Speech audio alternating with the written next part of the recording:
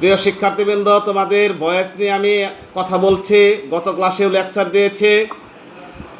আজকে আমি ভয়েস চেঞ্জের আরেকটা টপিকস ফ্যাক্টিটিভ অবজেক্ট। লেখা factitive object, FACTIV, factitive object. আসলে ফ্যাক্টিটিভ অবজেক্টটা কি, এটা নিয়ে আমাদের একটু ধারণা থাকা উচিত। তোমরা আগে আমার কথাগুলো শোনো, তারপরে যখন লিখতে বলবো তখন লিখবে। আসলে ট্রানজিটিভ ভার্ব মানে যার যে ভার্বের অবজেক্ট আছে, সাবজেক্ট ভার্ব এবং অবজেক্টযুক্ত বাক্যই হচ্ছে ট্রানজিটিভ ভার্ব, সকর্মক। কিন্তু প্রিয় শিক্ষার্থীবৃন্দ, কিছু কিছু ট্রানজিটিভ ভার্ব আছে যার সাবজেক্ট ভার্ব অবজেক্ট থাকা সত্ত্বেও সে সম্পূর্ণরূপে অর্থ প্রকাশ করতে পারে না, অর্থ প্রকাশ করতে ব্যর্থ হয়। তখন সম্পূর্ণরূপে অর্থ প্রকাশ করার জন্য আরও কিছু বাড়তি ওয়ার্ড বা আরও কিছু বাড়তি শব্দের প্রয়োজন হয়। এই বাড়তি ওয়ার্ড বা বাড়তি শব্দ ছাড়া এই বাক্যটি অর্থ প্রকাশ করতে পারে না। এই জাতীয় বাক্যকেই বলা হয় ফ্যাক্টিটিভ অবজেক্ট। এই অতিরিক্ত অবজেক্টকে বলা হয় ফ্যাক্টিটিভ অবজেক্ট, এবং এই বাক্যের যেটা ভার্ব থাকে সেটাকে বলা হয় ফ্যাক্টিটিভ ভার্ব। আমি যদি একটা উদাহরণ দিই তোমাদের, উই মেড হিম। উই হচ্ছে সাবজেক্ট, মেড হচ্ছে ভার্ব, হিম হচ্ছে অবজেক্ট। প্রিয় শিক্ষার্থীবৃন্দ, এখানে সাবজেক্ট ভার্ব অবজেক্ট তিনটাই আছে, কিন্তু এটির অর্থ কি দাঁড়াচ্ছে? উই মেড হিম মানে আমরা তাকে বানাইলাম।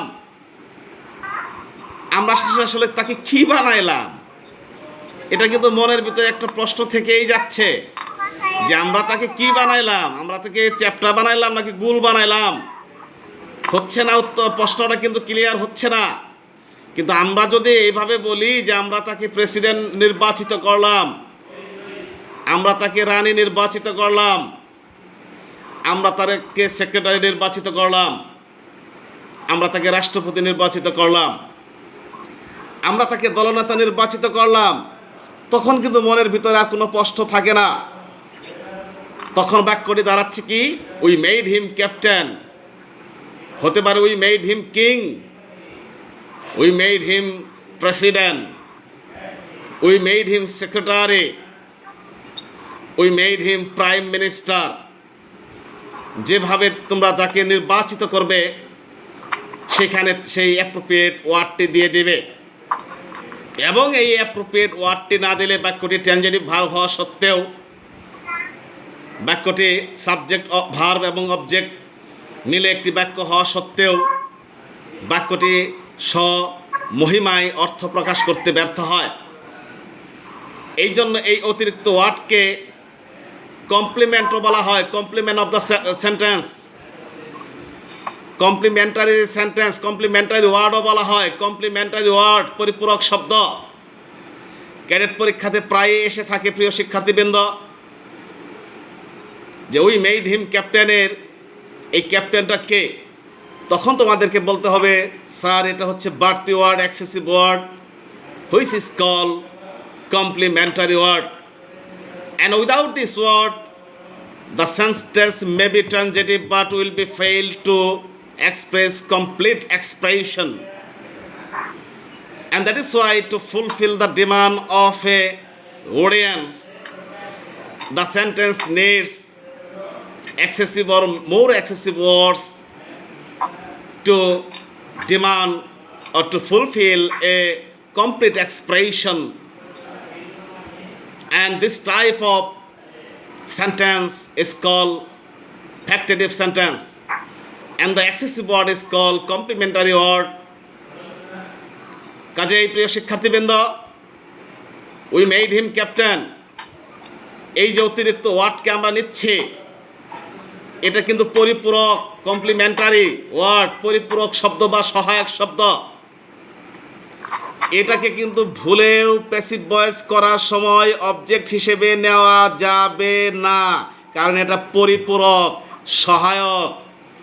এটাকে কখনো অবজেক্ট হিসেবে নেওয়া যাবে না। এটাকে কি হিসেবে নিতে হবে? সেটা পরিপূরক শব্দটি বাক্যের এক্সটেনশন হিসেবে প্যাসিভ ভয়েস করার সময় মূল ভার্বের পাস্ট পার্টিসিপলের পরে বসবে। আমরা অনেকেই একটা দ্বিধাদ্বন্দ্বে পড়ি, এবং আমি খাতা দেখতে গিয়ে দেখি অসংখ্য স্টুডেন্ট বাকি অংশটাকে অবজেক্ট হিসেবে কাউন্ট করছে। I saw him going to the market, going হচ্ছে পার্টিসিপল, আর গোয়িং টু দ্য মার্কেট হচ্ছে পার্টিসিপল যুক্ত অংশ। ওখানে অনেক স্টুডেন্ট এই দ্য মার্কেটকে অবজেক্ট হিসেবে নিয়ে আসছে। I saw a bird in the sky, আমি আকাশে একটি পাখি দেখলাম। এখানে ইন হচ্ছে প্রিপোজিশন যুক্ত অংশ হচ্ছে in the sky, which will be count as extension, which does not count as that will be object, and you can not take it as an subject to turn into active to passive, never. কাজেই we made him captain, here captain is a complementary word because though or it may be the transitive verb, but it is fail to complete the complete expression, and this type of sentence needs extra word.